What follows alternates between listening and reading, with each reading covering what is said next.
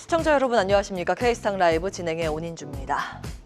지금 시장을 흔들고 있는 건 단지 관세 때문만은 아니다. 세계 최대 헤지펀드 브리지워터를 세운 투자 그룹 레이 달리오가 한 말입니다. 2008년 금융위기를 예측했던 그는 투자자들 사이에서 시장의 역사학자로 불리죠. 달리오는 지금 우리가 마주한 이 상황을 한 세대에 한 번 있을까 말까 한 질서의 붕괴라고 표현합니다. 관세는 겉으로 드러난 현상일 뿐 그 이면에는 통화 질서, 정치 질서, 지정학 질서라는 거대한 축들이 동시에 흔들리고 있다는 겁니다. 레이 달리오가 말하는 시장을 흔드는 5가지 질서 붕괴에 대해서 좀 하나하나 들여다보겠습니다. 첫째는 통화 질서의 붕괴입니다. 전 세계는 지금 부채 위에 세워진 성장을 이어가고 있습니다.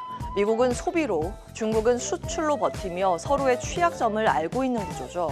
이런 균형이 트럼프의 관세 폭탄으로 처음 깨졌다는 겁니다. 둘째는 국내 정치 질서의 붕괴, 소득, 교육, 가치관의 격차가 타협 없는 정치, 포퓰리즘을 낳고 있습니다. 시장은 늘 불확실성을 싫어합니다. 예측 불가능한 정치는 시장의 최대 리스크죠.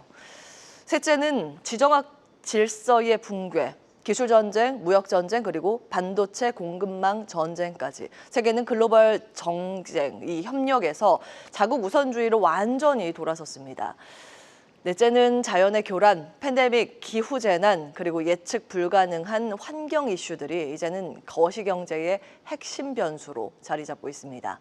5번째는 기술 충격, AI 반도체, 공급망 재평 등 이제 안보의 영역으로 이것이 넘어가면서 무역과 정치, 국방까지 뒤흔드는 변수로 작용하고 있습니다. 정리하자면 지금 시장을 흔드는 건 단순한 관세 뉴스 한 줄이 아니라는 겁니다. 그 이면에는 시대의 패러다임이 바뀌는 훨씬 더 깊고 구조적인 변화가 흐르고 있다는 그런 사실입니다.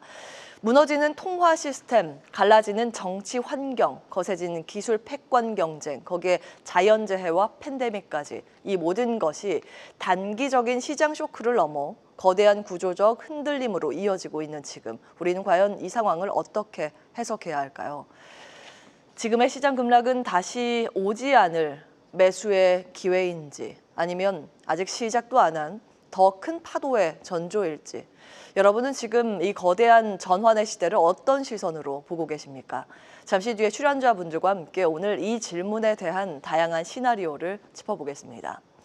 이렇게 이면에서는 거대한 질서의 변곡점을 맞이하고 있지만 어쨌든 표면적으로 드러난 현상은 관세이기 때문에 지속해서 관련 내역을 추적할 수밖에 없습니다. 상호관세 부과까지 남은 시간은 단 하루. 특히 미중 간의 관세 긴장이 최고조에 달하고 있습니다. 트럼프 대통령은 중국이 8일 12시까지 보복 관세를 철회하지 않으면 50% 관세를 추가하겠다고 공표했습니다. 그렇게 되면 미국의 중국에 대한 관세는 총 104%가 됩니다. 중국도 물러서지 않았습니다. 상무부는 끝까지 싸우겠다며 즉각적인 보복 관세를 예고했습니다. 이쯤 되면 이건 단순한 무역 전쟁이 아니라 경제, 산업, 기술 안보를 둘러싼 총력전이라고 볼 수 있겠죠. 관세의 수치는 단순히 숫자가 아니라 정치와 패권 그리고 글로벌 공급망이 얼마나 얽혀 있는지를 보여주는 단면입니다. 문제는 이런 상황이 어느 한쪽의 유리함으로 끝날 수 없다는 데 있습니다. 이기는 쪽 없이 모두가 다 지는 그런 다치는 전면전이 될 가능성. 바로 그 점이 시장이 가장 두려워하는 시나리오입니다. 그 두려움은 어제 곧바로 숫자로 드러났습니다. 관세 우려로 인해서 어제 전 세계 증시는 그야말로 초토화됐습니다. 중국, 대만, 홍콩은 4월 4일 청명정 휴장이었기 때문에 이틀치 낙폭이 한꺼번에 반영되면서 충격은 더 크게 다가왔습니다. 그런데 여기서 잠시 불길 속에서 먼저 소화전을 돌린 곳이 있습니다. 바로 중국입니다. 어제부터 바로 중국 주요 지수형 ETF별로 국가 대표 지수 자금 투입이 개시됐습니다. 인민은행은 필요시 국부펀드에 충분한 재대출 지원을 제공하기로 했고 보험사 투자 비중 확대 등 정책 패키지가 동시에 동시에 중국에서 쏟아졌습니다. 중국이 먼저 급한 불을 끄면서 지수 반등을 시도하고 있고 우리 정부도 대응 카드를 지금 만지작거리고 있다고 보도가 되고 있습니다. 우리 금융당국도 유동성 공급을 위한 100조 원 규모의 시장 안정 프로그램을 준비 중이며 첨단 전략 산업 지원을 위한 50조 원 규모의 펀드 조성도 검토하고 있다고 밝혔습니다. 이쯤에서 다시 돌아보게 됩니다. 지금 코스피는 과연 어디쯤 와 있는 걸까요? 어제 종가 기준 코스피의 PBR은 0.81배. 이는 러우 전쟁, 미중 무역 분쟁, 글로벌 금융 위기 때와 비슷한 수준입니다. 물론 코로나 당시 그 당시에 보면 PBR이 0.59배까지 내려간 적도 있습니다. 그건 예측 불가능했던 블랙스완이었죠. 현재는 트럼프 관세라는 알려진 악재로 주가가 조정을 겪고 있다는 점이 차별점입니다. 다만 관세 문제가 완전히 해소된 것은 아니고 이것이 정말 전 세계 경제를 망가뜨린다면 지금의 밸류에이션 하단이 의미가 없을 가능성도 배제할 수는 없습니다. 그렇기 때문에 낙폭과대에 따른 기술적 반등 가능성은 열어두되 확신을 가지기엔 변동성이 너무 큰 구간이라는 평가가 나오고 있습니다.